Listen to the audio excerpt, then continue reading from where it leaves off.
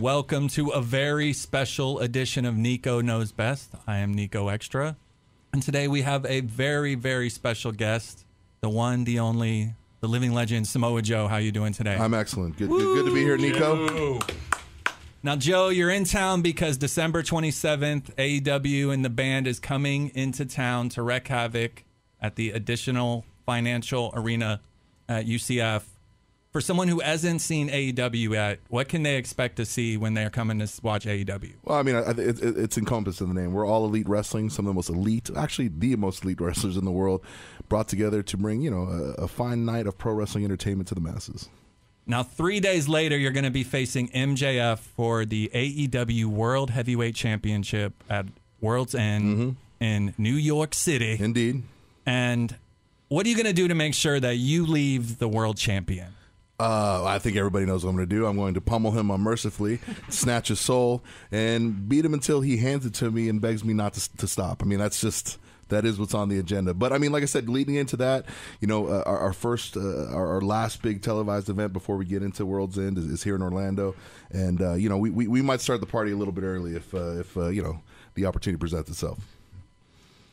There's a lot going on, Joe, when you've got to protect MJF at this time from anyone who wants to touch him. So you're going from a protector to an attacker. Yeah, and a lot of people have a little bit of trouble understanding this concept, but I'll put it like this. MJF was victorious last time we were in his hometown.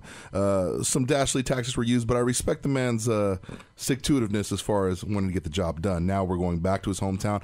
I want the very best MJF there. I want the finest version of MJF to show up so that when I destroy him completely in front of all his friends and loved ones, there are no excuses.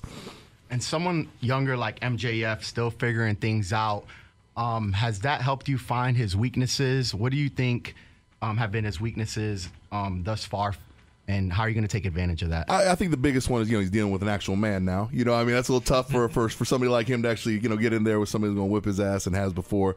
The biggest thing with MJF is, he is incredibly young, incredibly ambitious. I don't think he's, quite reached the depth of his ability yet. But that being said, we're going to drag him into that deep water and see how good he is. Now, we've been watching you wrestle for 20 years. You've been everywhere, all across the world. You've been in every single locker room pretty much. What is the AEW locker room like? Hostile. Super hostile. Nobody likes anybody back there. I know I don't. It's one of the most hostile work environments I've probably ever been in, and I really, really enjoy it. It's like a lot of glad handing and dishonest, hey, what's up, man? You don't get any of that in AEW. We all hate each other, and it's a wonderful thing. Your entrance alone is a major attraction. Is that all natural, or what do you do to psych yourself up? I think the biggest thing anytime I step through the curtain is, you don the armor. I think that's the best way to put it. It's like when I'm out there before I go out, take a couple moments, maybe a little bit deep breath, you don the armor, you walk out there, and, anytime you're out in front of the public and they want to see somebody out there, they want to see them swagging. They want to see them, acting the way they should be acting as a champion. And, that's just what I do. You're always in the championship picture, whether it's at companies here in Orlando, around the world, everything else. You're finally getting it to take it off MJF. But you have other people that could get involved. The Devil that could get involved. Yeah. Now you have the Hangman. There's so much going on right now in AEW. What do you have to prepare for, other than MJF, who is enough? What other outside things do you have to prepare for at this time? Because it's going to be a huge match. He's not going to give up that championship without some dirty tricks, I guess. I put it this way. There's always tons of variables anytime you step into a championship situation. When it comes to guys like MJF, there's even more variables. I mean, this is a guy who's very duplicitous in a lot of things that he does. And, we have these extraneous forces and the Devil and his henchmen. So, I mean, this is what I like to say about that. I'm perfectly confident in what I'm able to do and who I'm able to do it to and when I'm able to do it. And really, any extraneous factors that may want to interfere in that, it won't interfere come World's End. Now, I have to ask. I have many followers, and I asked them to ask questions that they would want to ask you if they had the opportunity. And the one question that kept coming up is, are you affiliated with the Devil in any way, shape, or form? How would you respond to that? Absolutely not. Obviously, week after week, I've been coming out trying to hunt down the perpetrators. I mean, these accusations are both false and, a little bit defamatory, you know. So I mean, whoever did say that, let's just hope we don't find their name. I'll take no illegal action. That's ridiculous. I've been out here week after week hunting down these people, and to say something that reckless and irresponsible is just. I didn't think this was that type of show. This is a little bit insulting. I can't believe that was even said. I really apologize. And yeah, you should. Shame on you fans for asking that question and making me ask that to the great Samoa Joe. It's gross. Now, you grew up with judo. You know, you were very active at a young age in that. How does that help you in the world of pro wrestling? I think a lot of the concepts that come, especially in the regards of defending yourself, protecting yourself, are carried over from judo into pro wrestling. There's a lot of like techniques as far as what's done, so it made the transition from the sports very easy. Ring of Honor, back then when you originally started to now, what would you say the comparison would be with the production, the platform, the funding, and the location, if you had to compare it from then till now? More and more. When I started in ROH, we were a very, very small company, relegated to a rec center in South Philly that was, 130 degrees in the summer and probably the opposite in the winter. So, I mean, to see where ROH started so many years ago and how much great talent is produced, to see where it is now with a little bit bigger production and kind of in its infancy in this next phase. It's pretty cool to see something that you had such a major hand in, still out there surviving and thriving today.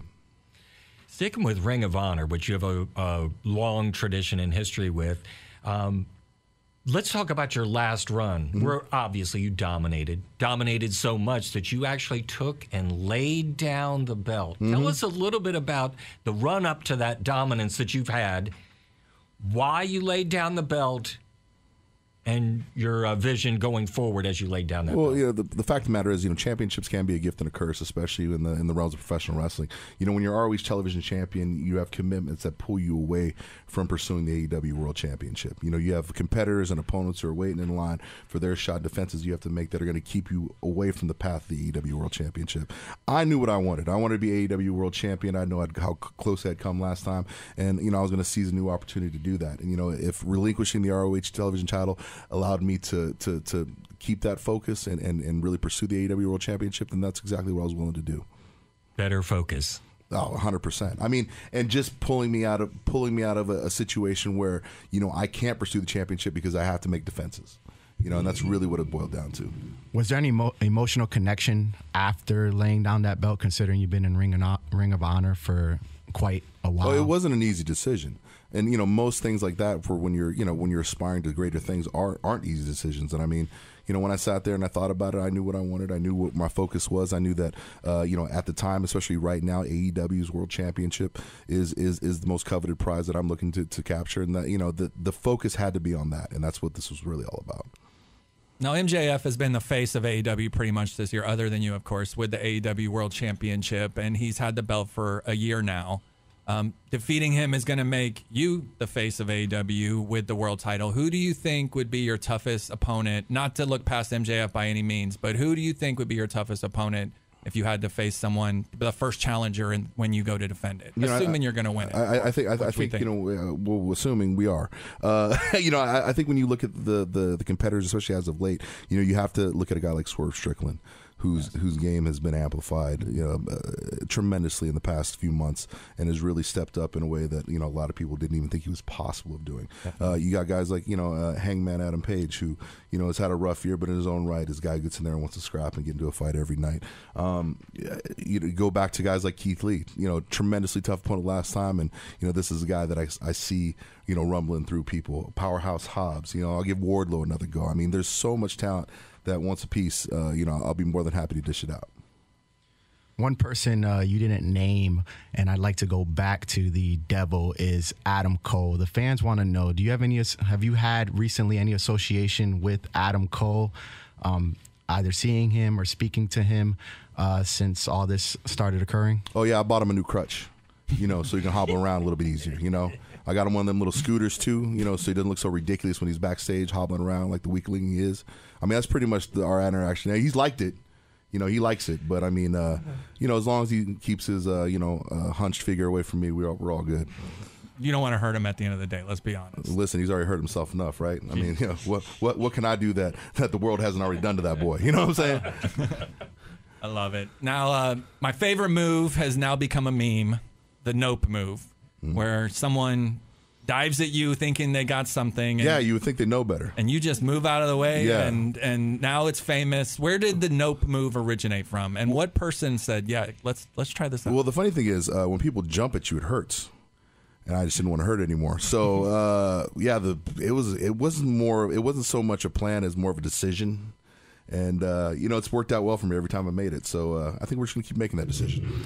Still like the Muscle Buster. Oh, of course. That's the classic. Who doesn't love that, I mean, everybody loves watching somebody Adam fall Cole on their wouldn't face. like that. No, he would not. He's fragile, that Adam. We gotta protect him at all costs. Get the bubble wrap out. You're in Sweet Tooth. You're Sweet Tooth in the movie or the series Twisted Metal. How did that go? What kind of experience is it going from pro wrestling into a Netflix special like that? It's a fantastic experience. I tell people this when it comes to the world of pro wrestling and acting. The biggest difference is as pro wrestlers we're expected to be perfect on cue, on time, live on television, and acting you're expected to be perfect for 20 takes all throughout the day. So it was an interesting transition, but it was a fun one. And Twisted Metal, incredibly fun show to work on, incredibly fun show to watch and to be a part of. So very much looking forward to season 2. I know. Yes, congratulations. I've heard some of the great things that we have planned, and I'm very much looking forward to getting back in the ice cream truck and firing the guns off and having a little good time. Now that you got a taste of the television world, is that something that you could see yourself doing later on in your life or even now? I mean, I'd be remiss if I said no. Obviously some really great opportunities have come down the pipe as of late, and Twisted Metal being one of them. And we're having a little fun being able to do some projects outside of the wrestling ring, and I'm definitely open to doing a few more here and there.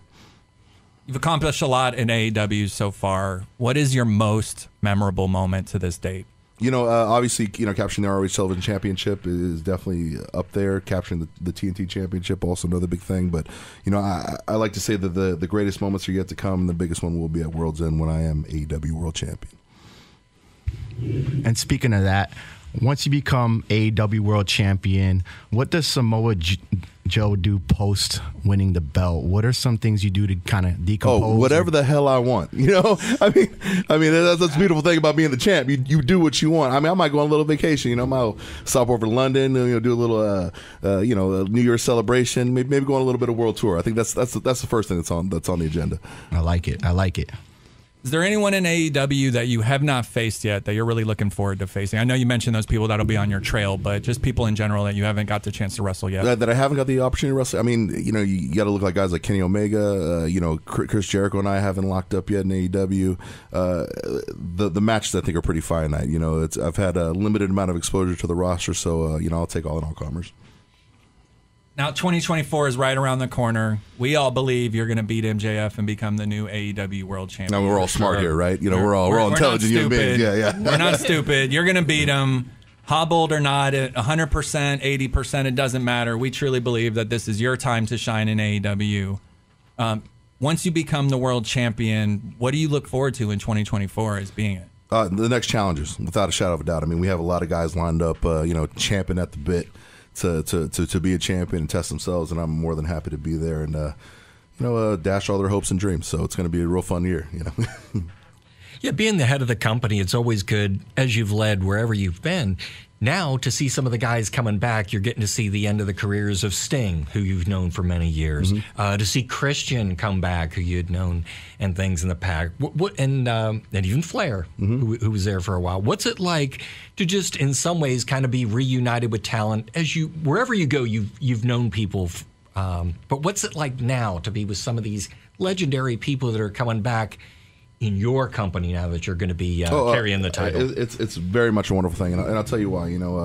Throughout your career, you're going to notice that you'll see the same people over and over again. It's because the talent finds a way, and and the greatness finds a way, and those gentlemen you mentioned right there, Sting, Ric Flair, their greatness has already been chronicled, and everybody knows. And I think to be able to watch them play out their career the way they want to, especially within the bounds of AEW, is a wonderful thing.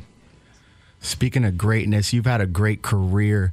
Your final dance, your final match, there's someone or people that you'd like to have that final match with that come to mind? So I think that's a really selfish approach. Like, what do I want my last match to be?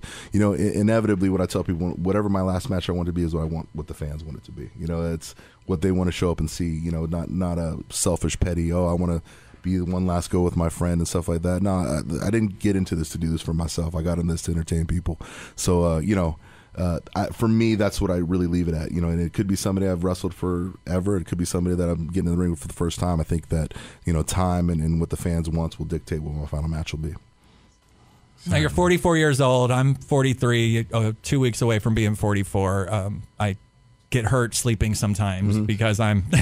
it's the transition to the 40s has not been as easy. How much gas is left in the tank, Joe? How much do you see yourself going? Do you see yourself a decade from now still being a pro wrestler? Look at Joe. I'll answer that question earnestly. I think as far as gas left in the tank, I feel really great right now. I've changed a lot of things as far as training regimen, taking the time off post concussion for a couple years. I'm so glad I took the extra time. I think it's something imperative that a lot of people need to do with that situation, and having that extra time actually kind of retraining a lot of things physically kind of helped me make the transition to my later years. And as far as like how much gas I got, I'm fortunate enough to say that as much as I want, and love it. I've been very happy, especially as of late, with a lot of the progress that I've made in that aspect. So we're looking to have a lot of fun here in the next few years. Now, AEW All In was a very special event. We won't talk about the bum you were wrestling, but the event itself, London, 80,000 people, looking to do it again this year. What was the experience like at All In? Oh, it was a fantastic experience. I mean, the largest crowd in AEW history, getting to open the show, and the energy was off the charts. I mean, just an incredible amount of energy in the building, everybody there to have a great time, and regardless of whatever, hey, I'll say the guy, me and Punk went out there, we killed it, had a great match, and you can't ask for much more of that, and that really was the goal that we set out to achieve, and it set the tone for a great show that finished off strong. And instant classic. Hey, listen, opening the show with you was genius, and it just like I said, we wanted to set the tone, we wanted to set it high, and I think we successfully did that, and it played through the entire show, which I thought was fantastic. Great night of action for our fans, and we really can't ask for much more than that. Yeah, it was quite the spectacle to see AEW, because I mean we were there in Jacksonville. We've been here since day one with AEW, just like we were with 20 years ago watching you wrestle. They've grown so much in the last year, especially, and 2024 is going to be a really special year for AEW. I think so, man. I think there'll be a year of growth and a year of a lot of new stars popping up, and I'm looking forward to seeing what the surprises are. You mentioned a name a minute ago, Sting. We're coming upon his retirement. What type of legacy in your eyes does Sting leave in the wrestling industry? Oh, I mean, he's obviously one of the largest, draws in the history of our industry. A guy that, has consistently captivated fans throughout his career, who has reinvented himself in amazing ways that have, drawn fans in, from our original Sting to the Dark Crow Sting that, replaced him. I mean, he's been a guy that has found a way to stay relevant within the industry, by hook or by crook, no matter what. And I think that's just a testament to his greatness and what he's able to provide whenever he steps into a ring. And to see him, like I said, finish up on his terms how he wants to, I think it's a fantastic thing, and it's well deserved. Now, December 30th, you're facing MJF. If you had him in front of you right now, what would you tell him in 10 seconds? I'd tell him to sit down and keep his hands to himself until I'm ready for him. Come World's End. I mean, let's be honest here. The guy, I mean, he walks out a front door, he manages to trip and fall and bust his head open. I mean, I don't know what more I can do. Guy's a walking glass egg. So I mean, you got to protect him. Yeah, I'm doing my best, but it's really hard. This guy's got 4 thumbs and 2 left feet. So hopefully we can keep him alive before we get to World's End. Just to go a little off topic, Draymond Green, I've seen you tweeted about him before. Yeah. He's got quite a headlock. Yeah. What do you think about Draymond Green's headlock? You know what? I think, Draymond, he has a great way of disguising his malice, which I think is really, really good. Just lately, he's been really bad at it. You know what I mean? Like, normally, he would hide that choke, like, oh, my arm's hurt, and then maybe shove the thumb in the throat. But, Draymond's been off his game a little bit as far as his dastardly tactics. Just blatant. The tornado punch, not even good acting. I mean, I've seen a better version of Draymond do much more horrible things, but hey, not all of us can be that high level of a thug as we want to be. So Draymond's fallen off a little on his thuggery. I will say that. Samoa Joe, we want to thank you so much for taking the time to speak with us. This is truly an honor. 20 years ago, sitting at that other industry, I never would have been guessing that I'd be getting the chance to interview you. So this is really a big moment. Me neither, dude, right? We didn't think either one of us would be around, Oh, but here man. we are. You outkicked your coverage, homie. I really appreciate it. we're yeah, absolutely. So I really appreciate this. Thank you so much. And we look so forward to seeing you on December 27th here in Orlando. We'll all be there. And then December 30th, you're going to become the new world champion. Oh, sound like a great month. Yeah, that's the way we finish the year. Joe. Thank you so much, Joe. We appreciate it. Right on, fellas. Appreciate y'all.